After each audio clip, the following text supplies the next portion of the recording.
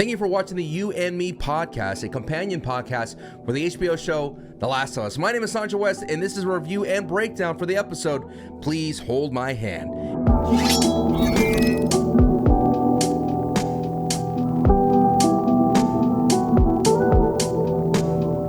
If this is your first time watching the podcast, thank you so much again. And hey, I just want to let you know this is You and Me, so please tweet at me at SanchoWest for your reactions, and I will read them as part of the following podcast. And thank you so much for the support. I can't say that more than enough, but it's been really cool to see the growth of this podcast on YouTube. Let's go ahead and get into your tweets for the reactions for Bill and Frank. By far, I would say the best episode, in a sense of that as a non-video game related episode that I'm hoping that we get more of The Last of Us as we go on throughout this journey. And I can't believe we're already past the 1/3 mark of the entire first season. So the first tweet comes from Muse Bryson. Says, I enjoyed the world building.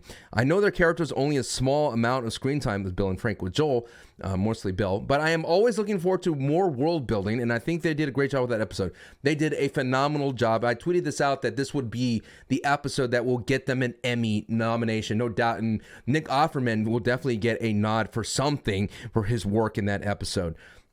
Next tweet is from Jacket Paul. Beautiful. Such a powerful love story that got me in tears like no other television show has made me feel in years. They made us feel a lot more in characters. It's just an episode and show how even in the middle of what it seems like the end of the world, two people can find love. Well said. And I mentioned this in the previous podcast. I always felt that a lot of the fans at the time when they were kind of exploring the sequel for The Last of Us were saying, should we have another thing? They were like, we're good with Joel and Ellie after the end of the first season. I don't want to see them anymore, but as you know, I'm trying to avoid spoilers, things of that sort, but a lot of people were wondering, could we get other stories throughout the world? And as you would see in this episode, Please Hold My Hand, there is a lot of stories in The Last of Us that I feel that we kind of glossed over when it comes to the video game itself, and luckily the HBO show is showing us more of that. And that is what I think the Dr. Emmett Brown says right here. Next tweet. Episode 3 made me want to start up the game again. I really love the character background of Bill. This was a great way for them to tell the story through a different medium. And I mentioned this earlier in the podcast that this HBO show through the medium of television allows us to detach from Joel. The Last of Us video game, the PlayStation, we had to stick with Joel. That was our immersive experience. We didn't jump to different POVs like in Grand Theft Auto. We weren't playing different characters. But with a television show, we're allowed to see what other people are up to when Joel is not around or Joel's sleeping. And I enjoyed that so much more because you get to really, really immerse yourself in a different way. So thank you so much for your tweets for that previous episode. I cannot speak more of that episode. It's really good. It is definitely a standout episode. And it's being so stand out that this episode, Please Hold My Hand, really couldn't hold up to it. I think Please Hold My Hand is definitely what's known, I feel like, is a setup episode. There's a lot of setups here, a lot of new stakes, a lot of new characters being introduced because Joel and Ellie have made their way to the new quarantine zone in Kansas City, in which in the game itself it's Pittsburgh, but as you can see in the behind the scenes look of the episode itself, the showrunners were talking about that it made much more logical sense to set it in Kansas City versus Pittsburgh, considering where they were shooting in Canada. But let's just kind of rewind that back for a minute. The entire thing of Please Hold My Hand, it just had a tall task to follow up the masterpiece that was Bill and Frank. This is more of a kind of like a, hey, let's get back on that video game track. I've been saying this whole time on the podcast, and you could kind of feel that 45 minutes was definitely part one of the next part, which would be Henry and Sam, which throughout the episode they were setting up. But I cannot wait to see that conclusion. And what's so interesting is, though, in the entire seasons have been structured, is the first season, as we discussed, was supposed to be one episode 1 and episode 2, but they put it in one episode. Bill and Frank is one of the longest episodes of the season as well, and that in itself could be 1 and 2. It's entire whole movie. But this episode is more of a bite-sized chunk, 45-minute episode, and you could really feel that 45 minutes this time around compared to the previous episode where you're just going and going and going.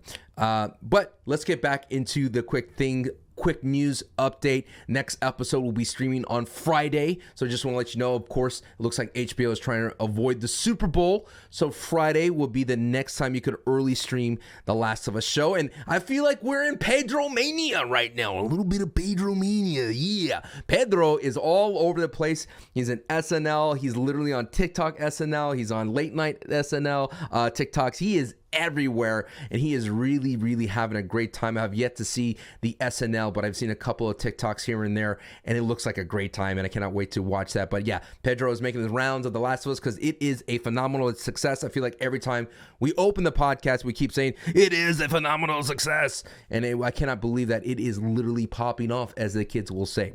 So Pedro Mania is all over. It's amazing. So going back to a review, you kind of got a hint of it. It's an okay episode. It's a setup episode, and I feel that it's one of those ones that if you were to show someone this episode, I wouldn't pick this episode. There is a lot of iconic moments from the video game that are here in the episode, meaning the ambush that happens in Kansas City. That is a very iconic scene. It was also showed a lot in the trailers and things of the sort. That it's interesting. Like the video game wise, you would show that segment, the Hunter ambush segment, because it has a lot of the kind of the, Ellie helping Joel in these fights. A lot of the dialogue that you hear from the enemies was so refreshing back in 2013. The cover system, the melee system, all those kinds of things you would show to someone like, hey, what's The Last of Us video game all about? You would show this little section because it was really solid. But you will not show them this for if you want to get someone into the show. Like I said, it's just a very slow burn. What I enjoyed the most of this episode was the kind of like the slowly, I keep saying this, Joel is peeling back that onion. The little ogre is coming out, the heart of gold coming out of Joel. You see that peel back slowly with Ellie using the lack of a better word, the iconic pun book, the joke book. It's really fun to see that as a gamer, as a big fan of The Last of Us being used by Ellie. And I'm just enjoying the more realistic way. Let me unpack this for a second. I really feel that sometimes in video games, and as someone who's a theater major, the blocking is always weird. You could feel it that they're on a soundstage. Remember, this was mocapped in 2013. Very limited technology compared to what they have now. But you could just feel it limited. It's usually a flat presentation. The blocking is kind of sometimes a character. I'm very particular about this. Character blocking will walk somewhere.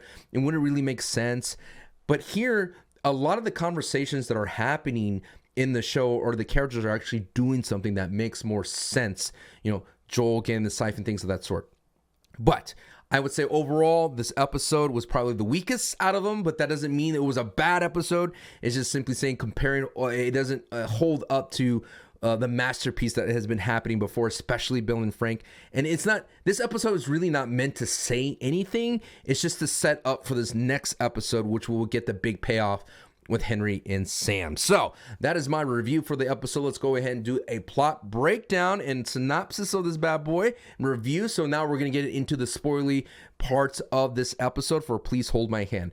So this entire episode opens up with Ellie playing with a gun. Now, the main difference between this and Ellie in the video games is Ellie doesn't really get a hold of a gun until later in the game in Pittsburgh, and that was when to help Joel. And it is a very strange kind of way to portray Ellie, is that she's so obsessed with death, and that wasn't really portrayed in the game. Ellie was kind of just an edgy teenager who just grew up with this angst and just felt this anger from her. Of course, we later reveal what ends up happening. No spoilers, not gonna reveal that part, but that kind of sets Ellie on this path. But it's just so interesting to see this Bella Ramsey Ellie be obsessed with shooting somebody, killing somebody. That's not necessarily something that we did not see with Ellie in the video game at all. But this is what I'm talking about, the television medium pulling the camera off of Joel into Ellie, and you get to see that. So I'm kind of interested to see what more of Ellie you get to explore, considering for the people that played the video game,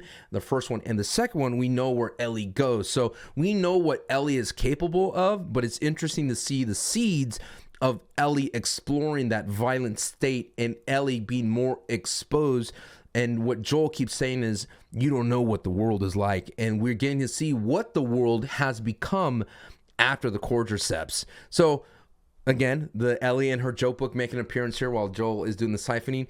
and it gets into the reason for the people who just watch the show. In the video game, Ellie usually pulls out the joke book when you're kind of just hanging out, and it's a moment where the characters are idle and they're not doing anything, and all of a sudden the joke book comes out and you get a lot of these Easter egg moments, or you get something that if you hang out long enough or you explore something different, you'll get a different joke. So it's really nice to see that being paid off. And the big thing as well, it's not really an eyesore. It's not something where it's kind of like, haha, wink, wink, nudge, nudge. Like I mentioned in the first episode of this podcast, that it really feels like they're treating the source material legitly, and it's not sticking out like a sore thumb.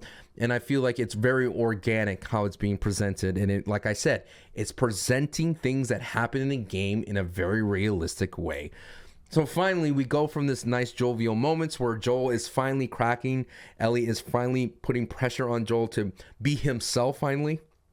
We get to the truck scene. Now, this truck scene, like I mentioned, is you show everybody this is what The Last of Us is. And they moved it from Pittsburgh to Kansas City. And in the truck scene itself, or I'm getting ahead of myself. So the truck scene you see where Ellie is in the car seat doing all these kinds of things, and Joel is just trying to drive. They use a Hank Williams song, which is very iconic as a trailer song. It's a very, very good song. But this is what I like from that scene is, yes, you get the moments of the magazine, you get the moments of all those kinds of things of Joel explaining to Ellie certain things.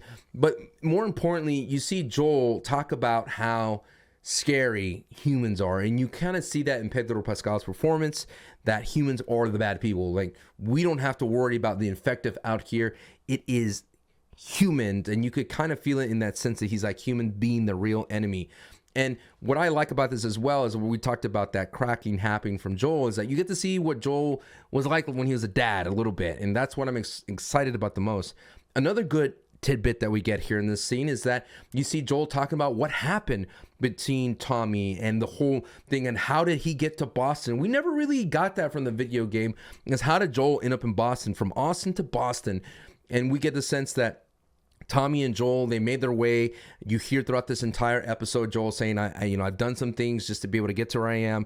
You hear the backstory between Tommy, Tess, and what I like about it is we get a sense of who Tommy is.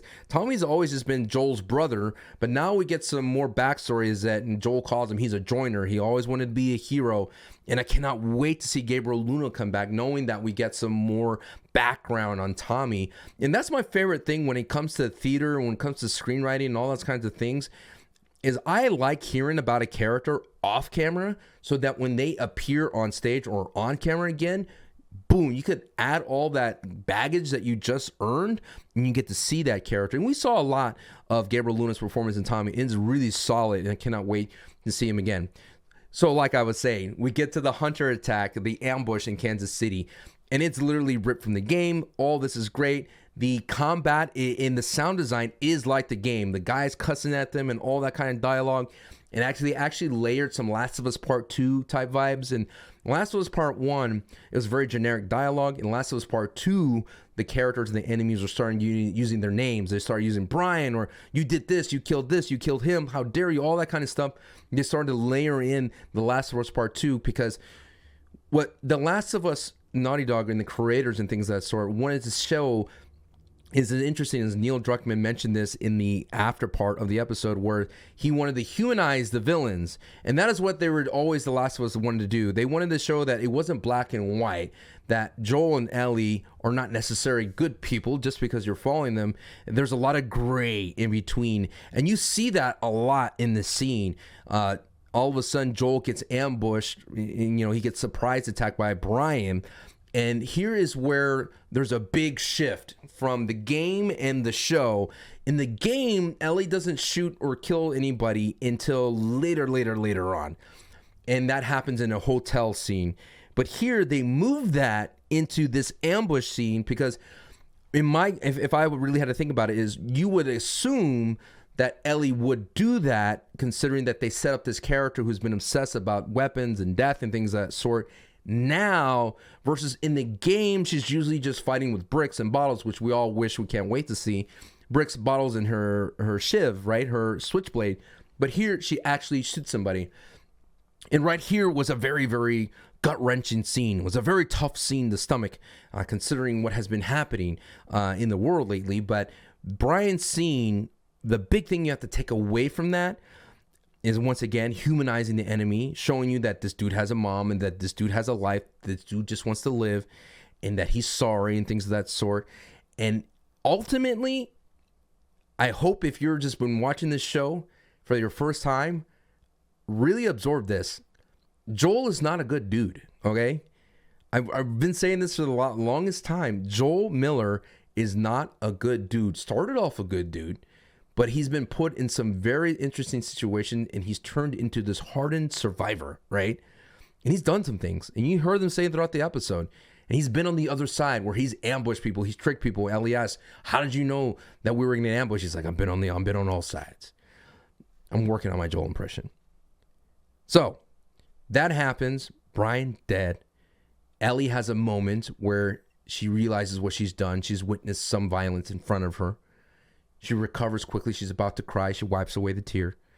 And Joel is frazzled, doesn't know what to say, keeps moving, keeps surviving, because Kansas City is not controlled by Fedra. It's a quarantine zone, but this is a new thing that's from the game, a new character, a new faction has been introduced. Now, a lot of people were saying like the ambush is hunters and things of that sort, but I think it's something different than a hunter. This is a whole new faction, but for the sake of the people who watch played the video game and the show, we'll just call them hunters.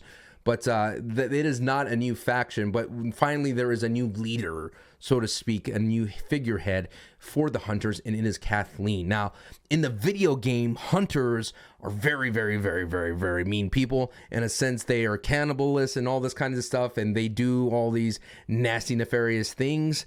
And here, Kathleen is the leader of that, but you don't get a sense of that. She's ruthless. In the show here, she's interrogating a doctor who literally gave her birth, and she's trying to find Henry and Sam. Henry feels like a vigilante or a crusader in this town, and the whole thing about Kathleen's people is to show you when like a Firefly type regime takes over the established quote unquote government. It's still the same. It's still like bad things are happening. People are being bullied, or they're being kind of suppressed and things of that sort. And then a new uprising will happen, a new one, and it will be a vicious cycle. Naughty Dog's writers, again, are whole about this, how violence in this circular cycle, things of sort, violence begets violence, and an eye for an eye. It just keeps going and going and going. It's a vicious cycle. So that's what we're seeing. And I think what's important about this episode is, like I said, it's a setup episode. It's Joel seeing what happens when Fedra has been eliminated from a quarantine zone and the upsert whatever regime takes over, and it's literally the same. He's seeing this all throughout the abandoned buildings, things of that sort.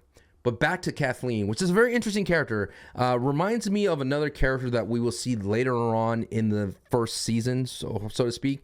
And it's like Marlene, but Marlene with a little bit mean, you know? And it's so interesting to see Kathleen, this woman, be a leader of this group. And she's, like I mentioned, tortured her doctor and got rid of the doctor because she's very obsessed with finding Henry and Sam. We don't know what the relationship between Henry and Sam is because, like I mentioned, it's a new character. Another new character to introduce is Perry, which is played by Jeffrey Pierce, which is the voice of Tommy. It's really cool to see him. He's like fits the role perfectly. Later on, after the episode, Jeffrey Pierce, was talking about how it's really cool to be re-engaged in this world, to see it in the 3D. And I like him. And you still hear a little bit Tommy in his voice, but he's a military guy who has this presence, and I cannot wait to see what happens with him. Again, 2 new characters introduced, and I think they're just there to show you, the audience, that even though we will see, it will make sense a little bit later, especially when Joel's actions, things of that sort. But one thing I really want to point out is a big nuance difference between the game and the show is Joel's performance here. Pedro Pascal's Joel is a lot different, in my opinion, than Troy Baker's Joel. Troy Baker's Joel is very, very stubborn, very methodic, very hard. And you would think that Joel Miller is a soldier, the way he processes things. For Joel, it takes him a long time to crack under Ellie's pressure. But what I like about Pedro's Joel is that he cracks in different ways, if that makes sense. Joel, when he in the video game, when he sees violence, it doesn't really faze Joel that much because he's just trying to survive. But in this scene, when Joel's talking to Ellie, you feel this regret and remorse that I've never seen from Joel, that it felt like a father saying, I'm sorry. He's like, you're just a kid. You could feel that he regrets that he did not take care of it. He wasn't paying attention, and he had Ellie to step up. And that is so interesting because in that scene, like I mentioned, this scene happens later on in the game. I must knock the camera off. Later on in the game. And in that scene, Joel, Troy Baker's Joel, is so mad at Ellie because he's like, I could have got my head shot off by you. Here, Pedro is more concerned, is like, I'm so sorry you saw that. So it's quite interesting. I'm going to keep an eye on that, but that is what I've been picking up, is the differences in between performances between the two. Here in this entire episode as well, you're seeing Henry and Sam, the groundwork's being laid. Like I mentioned, what I like about the show itself is like it's given us hints and clues throughout the entire time, because when I feel like when you're playing the game, you're in Joel's world and that's it. You're just trying to get to the next cutscene and things of that sort sometimes. But I'm liking that we're getting this word of Henry. He's causing problems, and it's like I said, it's a parallel. That's what's happening. Henry and Sam, a lot of pairs are all over the place in this Last of Us universe. Henry and Sam, as you see at the very end of the episode, is basically Joel and Ellie. Is an older person and a kid, and they're trying to survive. This time they're being hunted down by Kathleen's people. As the scene progresses here, there is a really, really kooky, spooky scene between Pierce and Kathleen, where Pierce is like, hey, Perry, I just call him Pierce, but Perry and Kathleen are going into the sewer. In the video game, the sewer is like a source of very, very bad stuff. That's where all the infected fester. We're not going to talk about the Rat King, but there's like so many scary things in the sewer. And when we get to the sewer eventually in the show, I bet it's going to be very, very scary. But apparently there's this kind of rubble thing, and this thing is breathing, and they're about to break through. It looks like Kathleen's people kind of put a cement over a hole, and hopefully nothing will pop up, but something's going to pop up.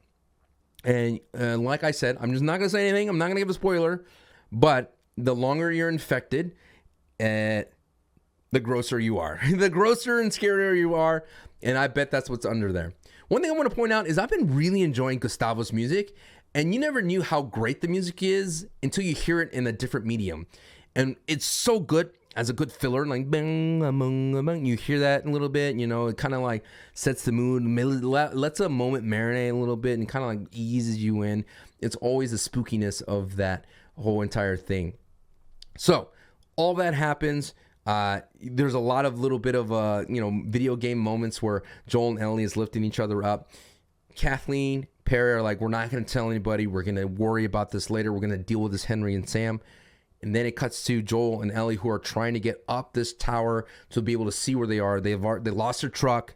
The team kind of took it over. The mercenaries took it over, and now they go up into the storage thing. They go up the flight of stairs, and there was a couple of moments in this show where they used the sleeping time for Joel and Ellie to connect. I mean, it kind of takes me back to when you're literally sitting and you're trying to have a slumber party or a sleepover, what have you, and there's always someone talking, dude, and you're trying to go to sleep and you just can't end up going to sleep because there's someone talking.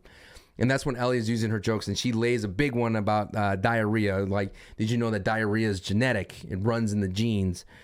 It's disgusting, but it really cracks Pedro, and it really cracks Joel, and that's what I'm talking about. We finally get a sense of him and Ellie, the team forming, and we're getting a sense of the relationship that we love the most. And this is quite interesting because that relationship between Joel and Ellie is formed between us, the gamer, and Ellie.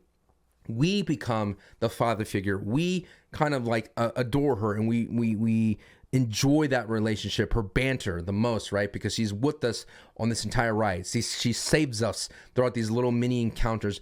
By the point in this game, Joel has murdered so many people, but in the show, he's only gotten, I think, 3-4 dudes at this point. And by then, we've already got so many in our video game run. But in the show, you're seeing that relationship form in front of us. So like instead of the POV here, it's a third person perspective, so to speak. I know the metaphor is there somewhere, but I'm really enjoying the performances between Bella and Pedro. And you see throughout their interviews and their red carpets and literally everything that's popping up on these YouTube videos and these TikToks is you see that they do have some genuine chemistry here. And as the episode closes with them sleeping, you see that Joel's little plan did not work. I'm trying to remember. There was someone in the chat or in the comments, let me know, what was the movie where they used potato chips for that trick, where they kind of put a bunch of potato chips in the hallway? I don't know, for some reason that is like fresh in my mind. Fortunately, plan doesn't work. Joel used broken glass. Henry and Sam get the beat on them. I didn't mention that there was a scene where Perry and Kathleen go into the attic and find out that Henry and Sam are running out of food. And you see that Sam is like really, really, really obsessed with Superman, which is going to be quite interesting because Superman is truth, justice, and for a better tomorrow. And that's so interesting that they chose Superman as someone that he is obsessed with. Because like I mentioned, truth, justice, and better tomorrow. And in this world, one of the very important conversations that happen with Joel and Ellie is like, well, what do you do this for? What's the whole point? What's the whole point for living for tomorrow in this kind of world? And Joel says, you do it for family, you know? He tells a very important, like I missed this, but he's like, you're just cargo to me. And that was at the very beginning of the episode. You're cargo to me. I made a promise to Tess, and Tess is family.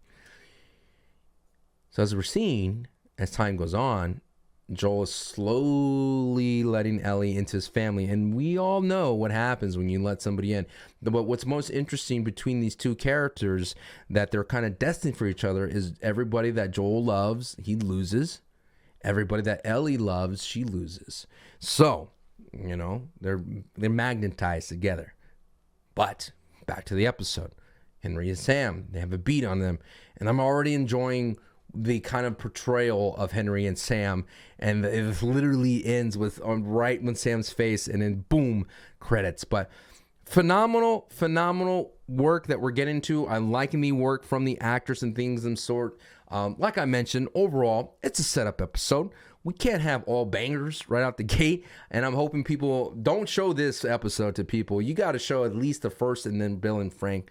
But I'm enjoying this, and I cannot wait for the weeks ahead. I think we're going to really get some good scenes. I mean, they kind of teased a little bit, but I think we're going to get real into it. Now, here's the thing, though. It's going to be quite interesting looking forward, and I want anybody who's listening to this podcast, once again, thank you. I want people to pay attention to this part of the show. The action is always good. It's kind of pulled from the game, sort of, kinda. But clickers are ready. People are accepted. But will people accept bloaters?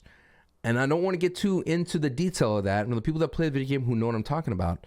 I mean, bloaters is kind of a stretch, dude. If you really, really think about it. Bloaters is a stretch. Like, I think, like, it's interesting to me how the HBO show picked up The Last of Us.